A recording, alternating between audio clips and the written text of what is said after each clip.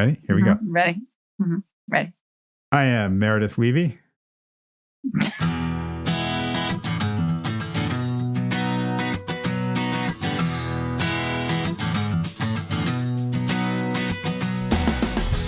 I am Doug Friedman. And I am Meredith Levy. And this is your Mental Breakdown, the podcast. Starring us. It's us. Hi, guys. Guess what I think maybe I might... When I said guess what last week, you just like... I get so excited. Last Sarah episode. I know. Did you not learn You don't anything? have to guess. I know. I'm just going to tell you. I mean, I've been thinking about this for a while, and it might be another long while, but I think I might get a doggy. A doggy? Wow. A doggy. Not a bunny rabbit. Not a bunny rabbit. A doggy. A doggy. A doggy. Interesting. Yeah. It's no longer enough for you to live vicariously through your sister's doggies. You need to have your own.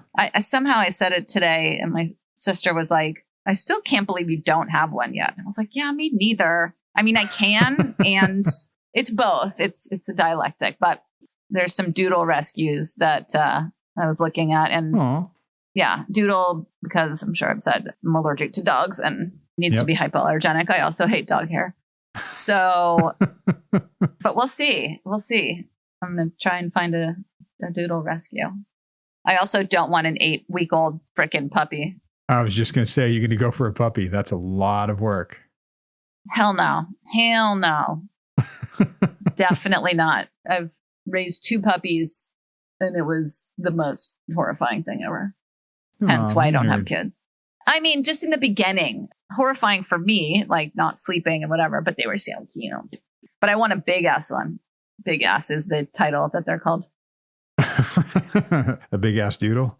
It's part poodle and part big ass. That's right. It's a big ass doodle. Exactly. And, Franklin was a Weimar doodle, and we got him at 8 weeks old, and it was a lot of work. And then when we rescued Beckett, he was 2 years old. The day that we got him, we figured out was his actual second birthday. Oh. So it was really cool that we picked him up then. What was also really cool is we didn't have to potty train him. Like he instantly, this is good and bad, instantly knew how to use a doggy door, which was awesome. And the very first night we had him, he used the doggy door at about 3 a.m. to go outside and get skunked. Oh my God. That's right. I remember you telling me that is so insane. Oh my gosh. Was that the first night? That was the first night. The first night we had him, he got Holy skunked shit. at 3 a.m. And I believe he got skunked something like 3 times in the first 5 weeks. Oh. Yeah. What? And he hasn't been skunked in years, which is great. How do you get it off him? Is it actually ketchup? No, that's a fallacy. That's not true. In fact, Franklin got skunked once, and I remember calling the like 24-hour vet place and being like, hey, we just made a big pot of pasta. I've got this marinara sauce. Should I put it on him? And they were like, well, the dog might love it, but it's not going to do anything for the skunk smell. Oh. Yeah, it's a thing. Poor guy. He probably didn't care, right? I don't know what he didn't like more, being skunked and having the smell or having me clean it off of him. I really don't know. But I do remember Franklin got skunked in the face a couple times. Oh. And that was the time where I had the marinara sauce and was ready to put it on him, is he came walking in from outside and his eyes were like dripping and he was snotting. He just looked miserable. So I think that was pretty horrible. And maybe he did deserve the marinara because that would have been nice for him. I just looked up a skunk online and they're really cute. There are... or interesting looking. Yeah, there are clips. A pet albino skunk on a walk. There's a picture of a pet albino skunk on a walk. Yeah, if you get on the wrong side or the right side of TikTok, you will see there are skunks that have been de-stunk. I don't know, de-skunked. De-stunk skunk. And they're really cute. There's one guy that I had on my feed for a while that had this like really cute skunk as a pet. And it's got oh my God, that's so funny. And yeah, it's really sweet. But for the most part, they are the absolute enemy. Okay, well.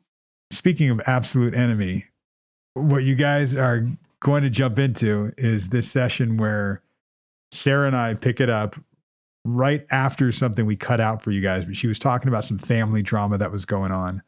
So we skipped all that, which I don't know, you guys would probably love to hear, but it was too identifying. So it's not in there. But she was talking about this issue that a couple of her siblings were having, and you will hear her. And again, if you've been listening along recently with Sarah, you can hear a lot of her progress and how she's not taking things on so much. And that's really reflected in right where we pick up, where you hear her after talking about the family drama, how she responds to that. It's pretty cool. Hope you think it's cool too. Hope you think we're cool, because we're coming back in a little bit to talk to you. We're so cool. Bye. Bye. As you're telling me about it, there's something really cool that I don't think you even clock, but I do, is that you were not Mama Bear. Nope. It wasn't for you to take care of and make sure they were okay. Aren't you proud of me? Look, maybe if I had been there, I would have been more heavily involved. But this has nothing to do with me. And I'm not going to fix it. This is not a new situation. You saying like, aren't you proud of me? Indicates that it's somewhat new to you, that you didn't go into that mode of keeping the peace. At all. Or making sure they were all okay. I want to say it's because I am learning and growing, but who knows? I feel that their upheavals and their arguments are a lot less not personal. But yeah, I guess personal is the right word, because I'm not saying, oh, okay, now I need to fix it. Normally, I would have reached for the Xanax, like instantly, because now I'm aware, and I didn't. I was like, I guess we'll see what happens. I was like, I need to make a note of this for Doug. How was that for you? It's weird for me because I just looked at it, felt it, and then just went back to work. That's never happened to me before. You're seeing it being different. You're not taking it personally on, as in you're owning it as it's my problem. I need to guard, protect, fix, do something right now. Exactly. And it's seen through the anxiety, which allowed me to just be like, cool, and go back to work. So that was actually really a nice feeling that I had. Yeah. For sure. Yeah, I love that. You had said something that was really stuck in my mind, which was like, you need to allow people to be not okay. In a relationship, not always being like, are you okay? What can I do? How can I help? Let's fix this. Let's do this. Instead, just say, oh, you're not okay right now. And then in yourself being okay with that. Right? Yeah. I like that. Yeah, absolutely. It's something still to this day, Drew talks about, wow, when you said allowing, he calls it 10% disappointment. And I'd said like other people might be 10% disappointed in you. Can you allow them that 10%? There's another 90%. We will often fixate on that 10%. They're disappointed. Oh, that's not okay. Oh, I need to fix that. Oh, I need to make them better. I did something wrong. I'm not good enough. We will personalize it, and it will become the thing that we focus on. Yeah. When it's not, and we allow somebody to be disappointed, to be angry, to be whatever they are, and we just kind of go, oh, that's what you are? Oh, okay. Yeah, it's interesting because you apologize, or you can say something like, I'm sorry that I made you feel that way. It's not how I meant it. And then the thought of just leaving it at that was, I think, the most amazing part, or the most sort of aha moment to me. Even with my kids coming to me with an issue, whether it's something I did or something that happened at school, hearing them out, letting them tell me the whole dramatic story, which is usually my daughter, and then saying, okay, and just sitting with the feelings for a bit and allowing that is something that's really it's a great life lesson. It is. And you're actively experiencing it. I'm not even going to say you're learning it, because I think you are experiencing it and you're trying it out. It's exactly what we talked about, where daughter can come to you crying after reading where the red fern grows or something. And it's allowing her to feel that. Yep. She's not disappointed. She's affected. Yep. She might be sad because of she's reading something sad. Yeah. That's okay. That's a normal emotion, right? It's an extension of that. I'm going to double down on this a little bit. You know, I'm excited that you're seeing this and you're experiencing this, and I want to go a little bit deeper if we can. Because we're talking about not taking it personally, having it be someone else's problem or just someone else owning it. Yeah. We get in trouble when we try to take ownership of what someone else is feeling. It's different than taking responsibility. And an apology. I do actually want them to know I'm sorry. Exactly. You want them to know you're sorry. So telling them, as you said a minute ago, I'm sorry I made you feel that way. It wasn't my intention. It didn't mean that. Okay.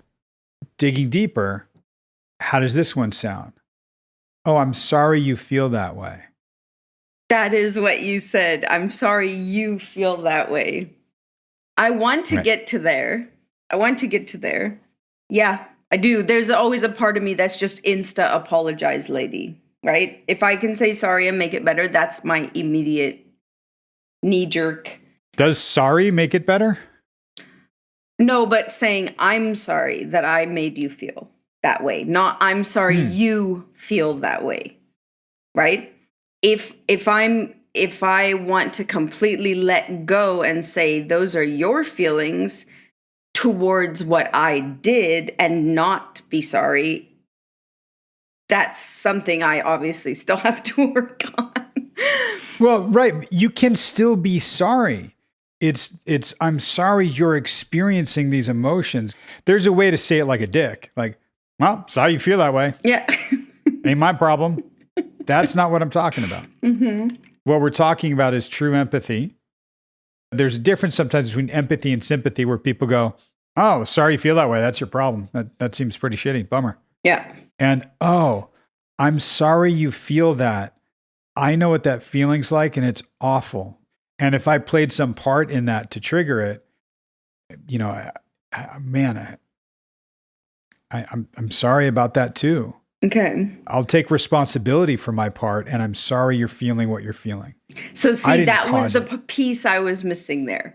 Because I'm sorry you are feeling that way. But if I did play a part in it, even unknowingly, there's a part of me that seems like it would be kind of dismissive to just say, oh, I'm sorry you're feeling that way, and not take any kind of ownership of maybe the fact you're feeling that way is because I said this in the wrong way, or I, acted in some way that, and again, without getting like, well, hang on. I don't want to get caught in the semantics, because what you're saying, take ownership that you felt that way because of what I did. No, you don't own that. You can take responsibility for contributing to it, for being a trigger for it, but they own what they feel and how they act and how they took it. They own that. Okay. You cannot take ownership of someone else's feelings. Interesting. Some people will want that. Okay. But that's codependent. That's their problem. Right. That's their problem. They can work that out with their therapist. I want you to get this part loud and clear. I am proud of you and thrilled that you're experiencing this. And it's great. I'm digging a little more at this because I think we can look at it a little deeper and look at it as it's not something to take personally. It's not something to take ownership of their feelings. You can own your part. In the past, I would have taken the entire thing on. I would have called a meeting. Yeah. I would have sat them both down. I would have said, okay, how are we going to fix this? And instead, I was just laughing. I was like, that sounds not so fun for you, a little awkward for you, but I didn't get involved. And I thought that was interesting. Why? Because it didn't belong to me. I had no part of it. I'm seeing past the instant anxiety more to, these are things I know. And my logical mind knows that in the end, all of this is going to work out and be fine. But during that time, Right.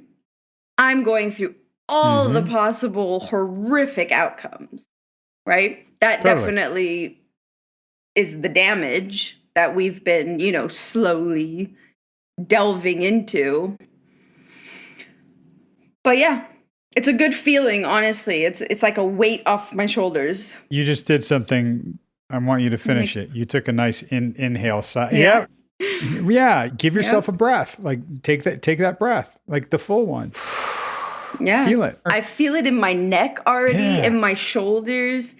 I lean back more often now. There's so much less, just even in my body language. Yeah. There's so much less tension now. Yeah. It's crazy. And it's literally across the board. I'm starting to notice like, oh, I didn't freak out there. Interesting. It's realizing what's going on in your life, how your brain is working and trying to do it differently. Agreed. And you are experiencing it differently right now. Yeah. And in fact, I'm not telling myself to do it this way. Like, it's not even like I'm saying, okay, here's a situation. This is what Doug's told me to do. Now I need to do. It's just sort of happening slowly, but really for sure, surely, because it's happening. Like, I am feeling so much less anxiety just across the board from, talks with my daughter in her emotional states, which is literally every single day, to dealing with my ex-husband. There's just all the things, even with my eye surgery. It's interesting because I had a lot of anxiety, unknown. I looked up the procedure, and on the day of, I just threw my hands up and I was like, it's going to happen. Whatever happens is going to happen. And I literally can't do anything about it. And I think that was the first time I actually went, interesting. That is so not a Sarah reaction to something. Slowly but surely. We're getting there at least. Yeah, you really are. There was a breath right there. And that happened naturally. That version of you in May. Intense, dude. You wanted homework. You wanted data. You wanted to know. You wanted this. And I could have told you, here's what to do. And you would have done it. And had come back and go, there, I did it. Am I cured? But I wouldn't have felt it. And it doesn't work that way. And I think that we're finally getting to that point where I'm not doing it on purpose.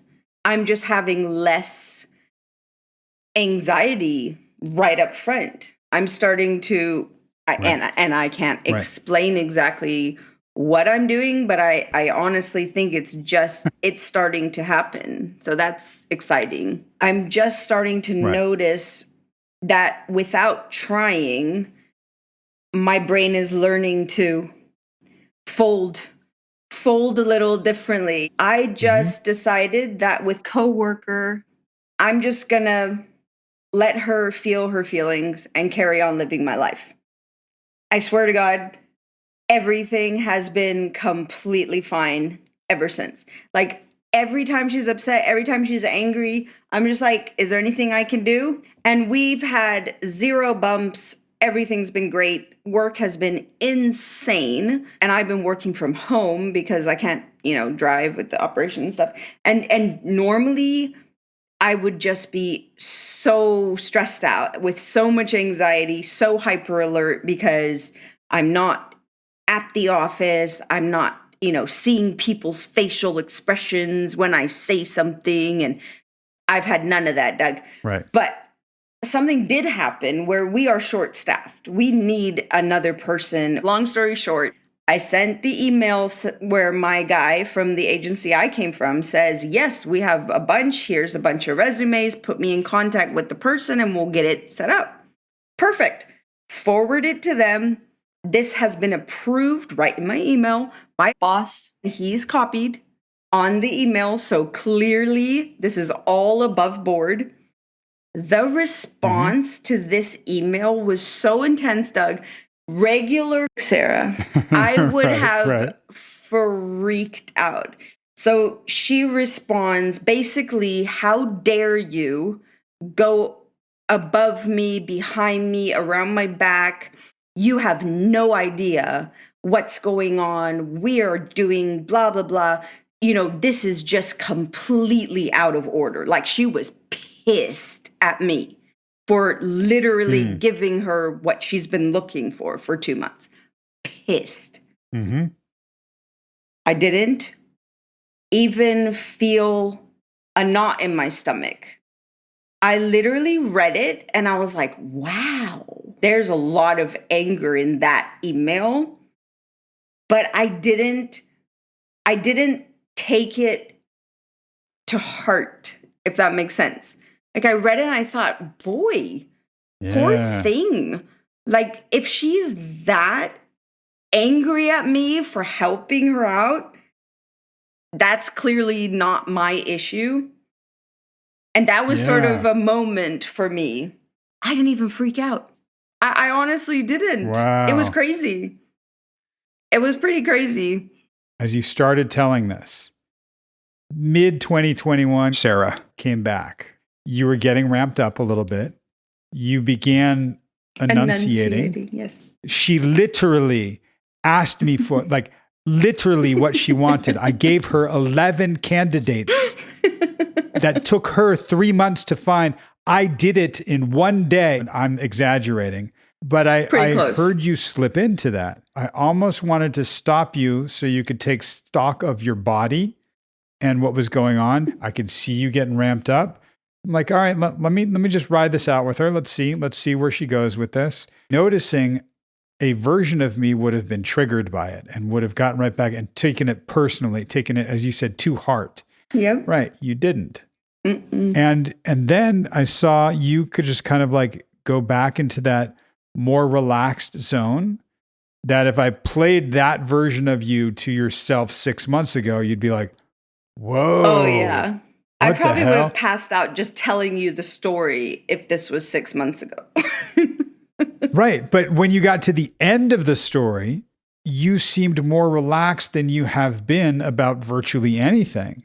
I was. That's what was so incredible to me. We've had a couple of really good real-time in your life examples of you actively working on this and unconsciously and consciously working on it and noticing it. It's phenomenal. Yay.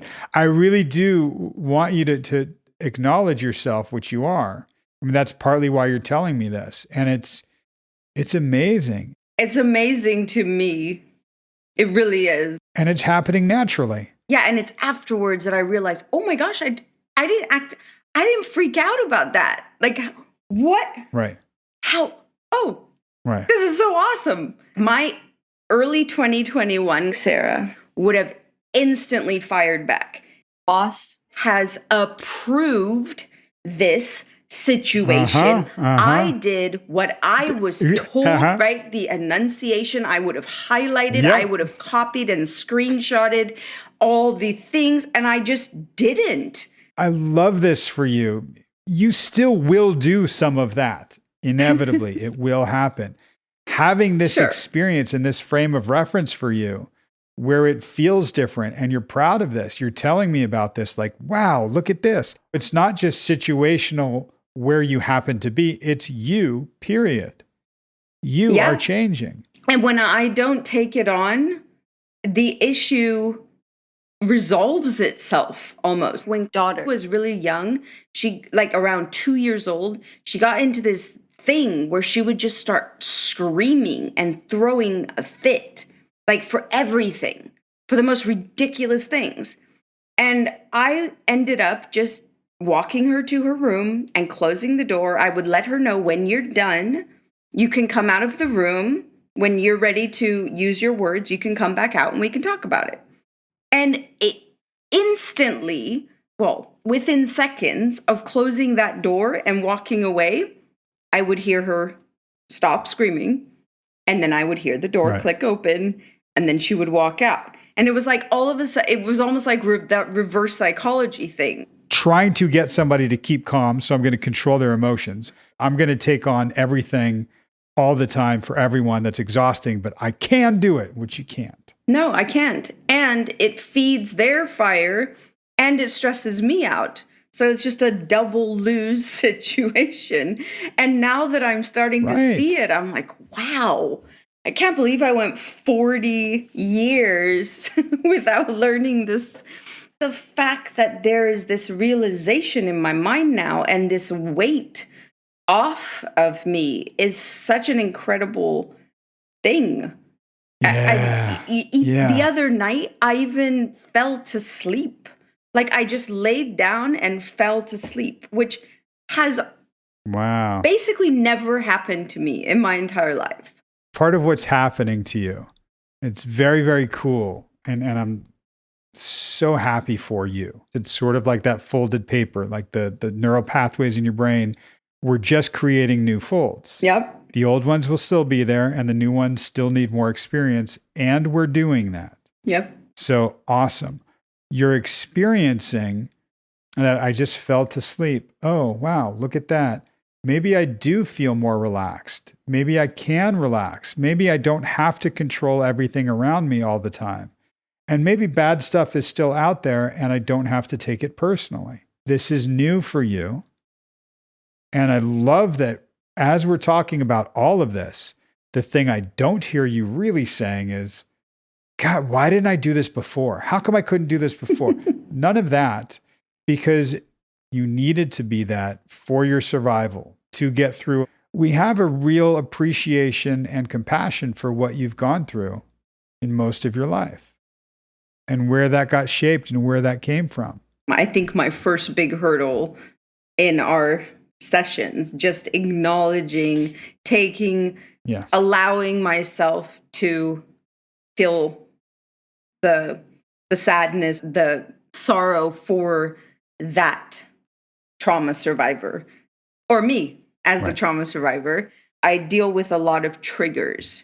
So I feel like right now we're covering the trigger of, am I in trouble? Am I going to be punished? Is something bad going to happen to me? And how can I fix it before that bad thing happens? But I just wanted to take a moment to appreciate what I'm noticing. It's starting to ease. It's wonderful. It's a life that you can start living. We are walking through this. You are experiencing it. It is new. Mm-hmm. It is amazing. It really is. I'm starting to see the wisdom in the way that you've approached the fact that we both know I have some serious issues that need to be talked about and need to be dealt with.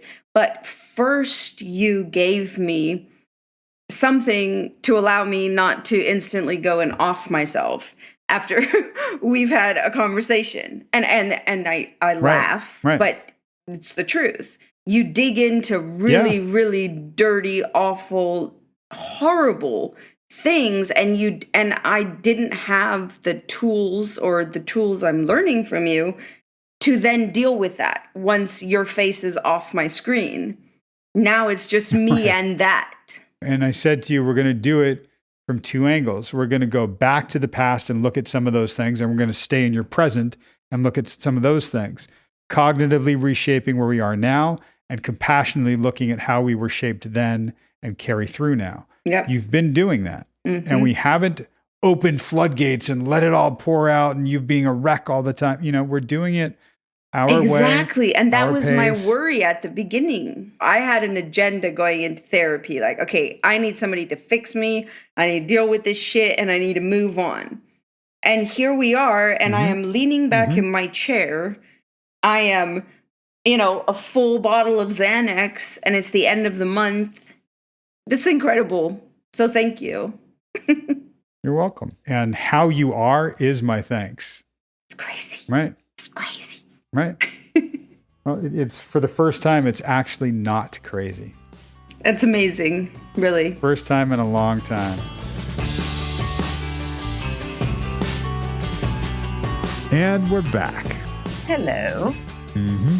Okay, so what she was referring to when she was talking about not being mom bear and not taking it on, that was about her siblings fighting or her kids? No, her siblings. It was the kind of thing where she normally doesn't even wait for the problem to come to her. She will insert herself and she will. Right. And partly because that's the role not only that she plays, but that they're accustomed to her in. And that's what she was kind of alluding to a second when she was like, yeah, they're kind of noticing how I'm changing. And you know what I mean? I do. Man, for those of you so we have a thing called the identified patient, right? And so it's the person that's quote unquote like sick in the family or, or working on themselves. And as they start to get healthier, it causes a big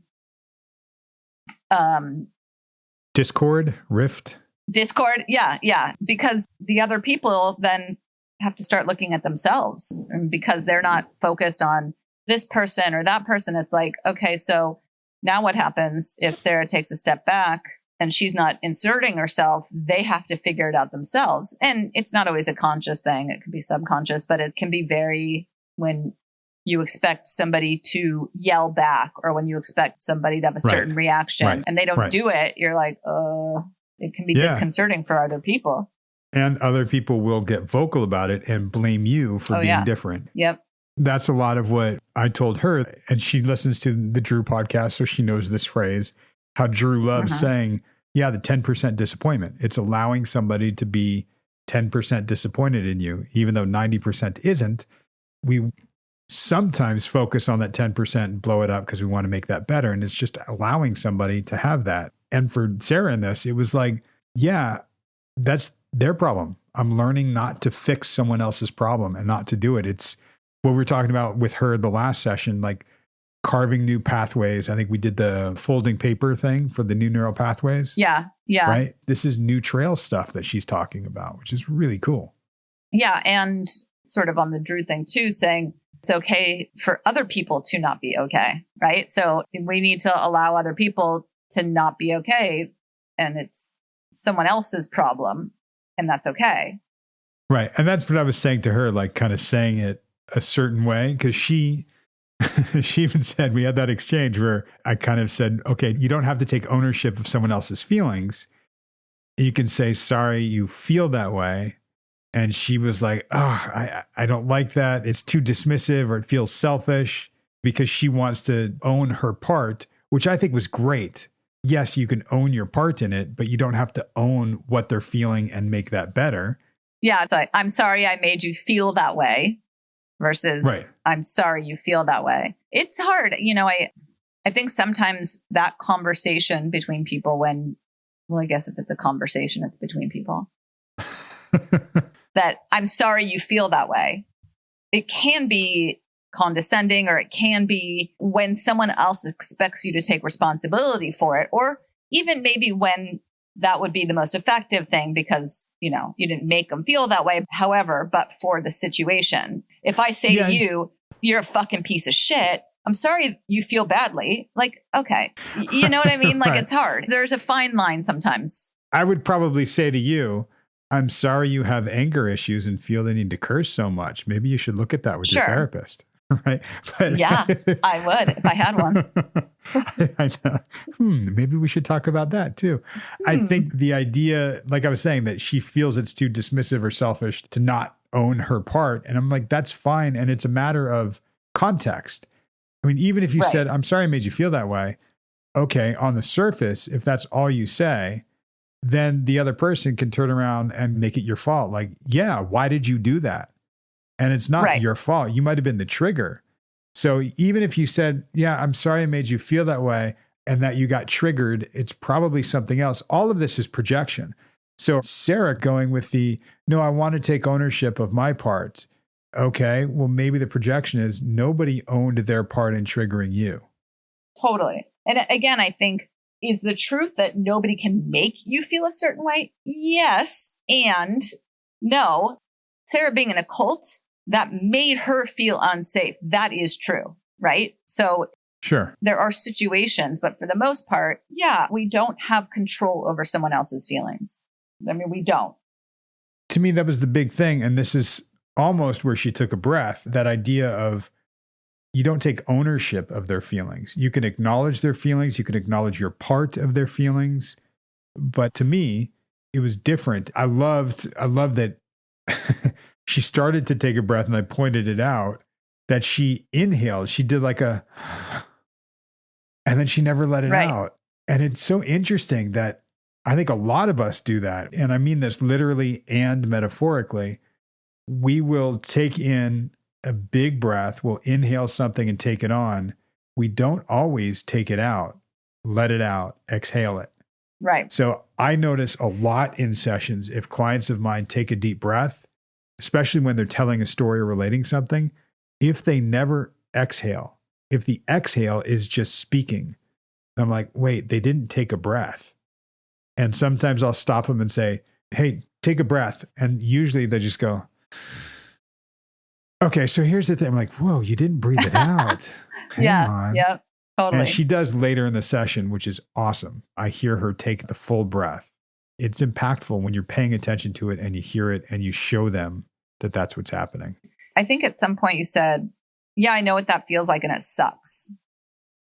Something like that. And I was like, yeah, totally. Yeah. I did even jot down in my notes, like, oh, the deep breaths. Hearing her do it just automatically was like, oh, cool.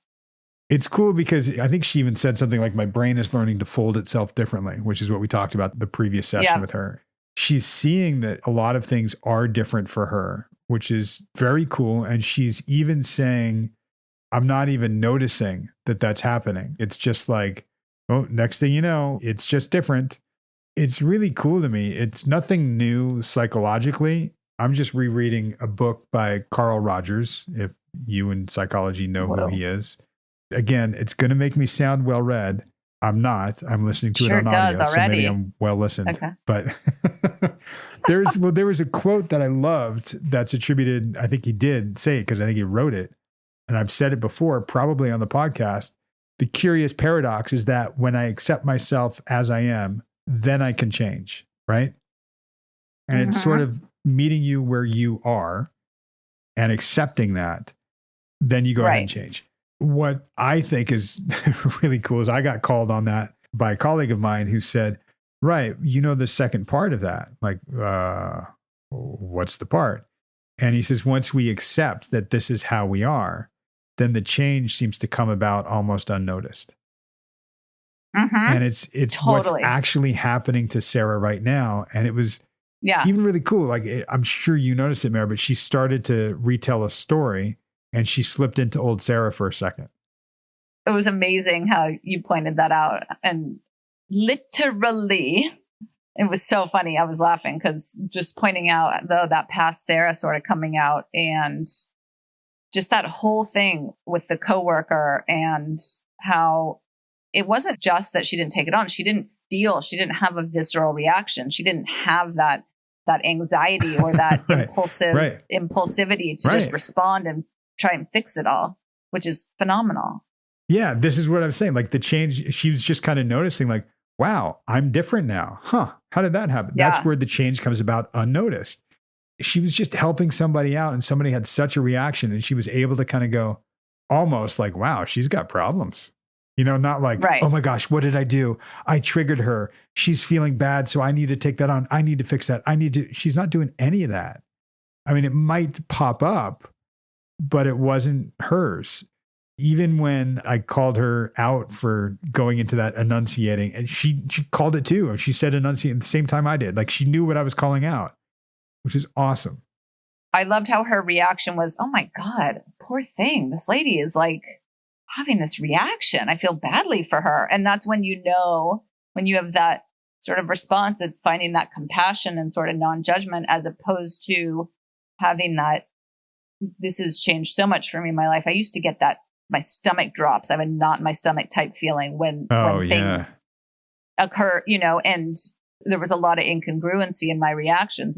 And over time, I'm just like, oh God, that must suck for that person to have this reaction. That email where she was like, how dare you? The old Sarah would take that on and would feel that and would also get charged up.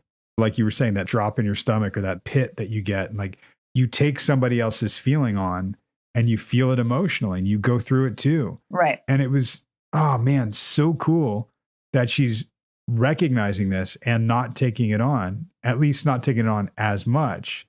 And it's very, very cool to me that she not only sees the change, but she even said, and I don't know if you caught this because it's not the phrase that I used to say it, but she said, and I fell to sleep.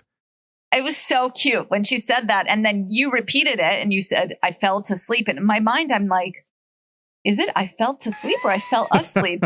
And it can be both. I fell to sleep, but I was like, I had to rewind it. I was like, did she just say I fell to sleep? That was shocking for me to think that that is something so rare for her. And it just happened. She just fell asleep. Or to sleep. know. I loved that. I loved that. And she saying something that just reiterated that Carl Rogers quote that I gave you is she just kind of said something like, I had to accept myself first for all the sadness and being a trauma survivor. And then I could get to this place. It was entirely that quote. Like, I accepted myself, which is hard to do. She recognizes that. She knows it. She's like, right, we had to dig and we had to get through this. And man, there was all this stuff that she was guarded against and protective and didn't want to do, was so afraid to go to. And as soon as we accept, do you remember, Mary, when I threw the phrase trauma survivor on her and she hated it? Yeah. Oh yeah. Hated it. Right? Yep. And there's something about her not fighting it now and being able to say it herself and say like, yeah, what did she say? The big hurdle in our sessions was acknowledge, like being able to feel sad and having sorrow for me as the trauma survivor.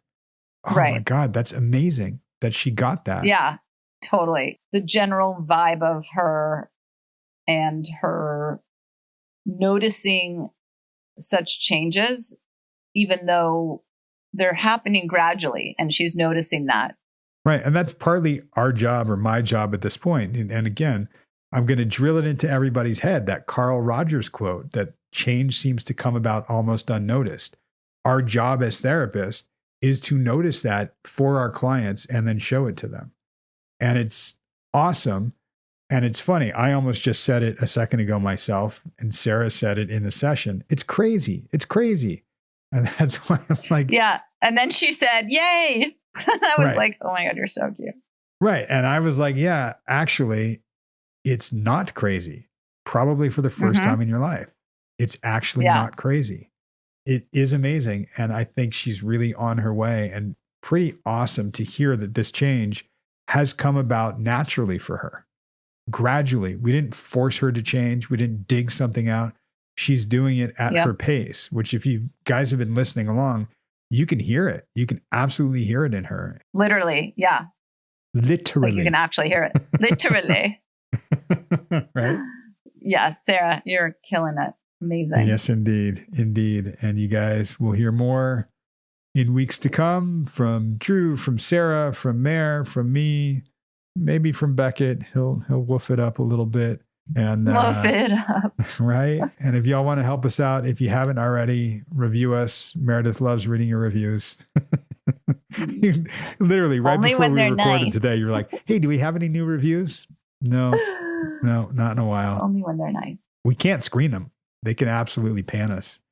So if you're going to write a bad review, don't do it. That's not true. You Just can kidding. do whatever you want to do. We want to Feel hear it all. empowered. Yeah. I'm not going to own your feelings. You can have your own feelings. You can own your own. Thanks. Okay. And we will be right back here for you next week. Bye. Bye.